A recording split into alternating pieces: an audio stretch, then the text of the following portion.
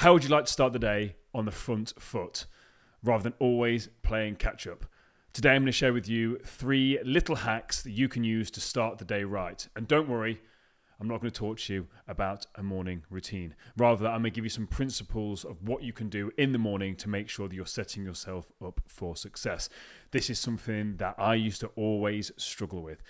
Throughout the day, my attention just wasn't quite there. I'd noticed that my mood was up and down. It's only when I really started to take control of my mornings that things started to change. So here are my 3 hacks that you can do to make sure that you smash your day. Number 1, put your phone on airplane mode when you go to sleep and do not turn it off airplane mode for the first hour that you wake up. If an hour is too long, make it 30 minutes because as soon as you wake up, if you're looking at your phone, you become reactive to the day.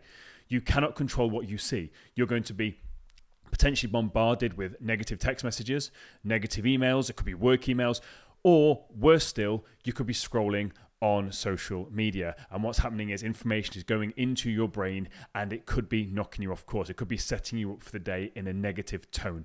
Remember, where your attention goes, your energy flows. So if your attention is on negatives and you are not controlling what you're putting in your mind first thing in the morning, it could be setting you up for failure. Just by going on your phone and first thing you do is checking emails, especially if it's work emails. It's going to fill you with anxiety, with dread, and your mind's already wandering about things you can't control throughout the day, rather than just using this time as sacred time and actually armoring yourself for the day. I call this putting on your suit of armor. This is the only time I'm going to mention routines, but if you've got a morning routine, this is the time to do it, when your phone is not on to distract you. Put on your suit of armor. And if you don't want to have a morning routine, just be present with your kids. Just be present with your partner. Just be present with yourself. Don't respond to the day. Be proactive rather than reactive. Number 2, don't look at the news. This kind of links into point number 1. If you're not going to have your phone on airplane mode, that's absolutely fine. But don't look at the news. The news will constantly bombard you with negativity. When was the last time you went on the news and saw something positive?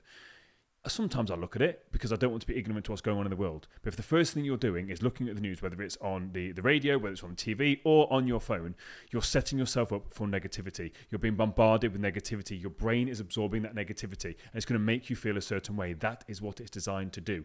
The news is designed to make you feel a certain way about the topic that they present to you. So in the time that you would normally be scrolling on the news, whether it's whatever news app you're on, you're scrolling, how about you read instead? Or if you watch the TV in the background, why not listen to a podcast? Why not actually put something positive into your brain first thing in the morning rather than that negativity? Try it, I promise you. Just go news-free for a week and see how different you feel. And the final point, number 3, hack number 3 is set your intentions for the day. So you can turn your phone on airplane mode, not look at the news, but the one thing where people feel stuck throughout the day is because they don't really have any intentions. They don't really know where they're going. They're like that ship at the sea just sort of bobbing along. What do you want to get out of the day? What are your intentions? Where your attention goes, your energy flows, as we just said. Where is your attention? What do you actually want to focus on? What are the outcomes you want to achieve? And it could be something so simple and basic. And this doesn't even have to be in a work environment. But if you do this in a work environment, it's even more effective. What do you want to achieve today? Set the intention. Set the attention. That's where your energy is going to go. And then more than likely, your day is going to go that way. If you don't set the intention, if you don't know where you're going for the day, you're just going to bob along and the day will take you where it wants to. You can control so much more of the day than you actually realize. Using these 3 hacks, I promise you will absolutely change your life. It's changed mine. It's changed mine, which is why I'm sharing it with you.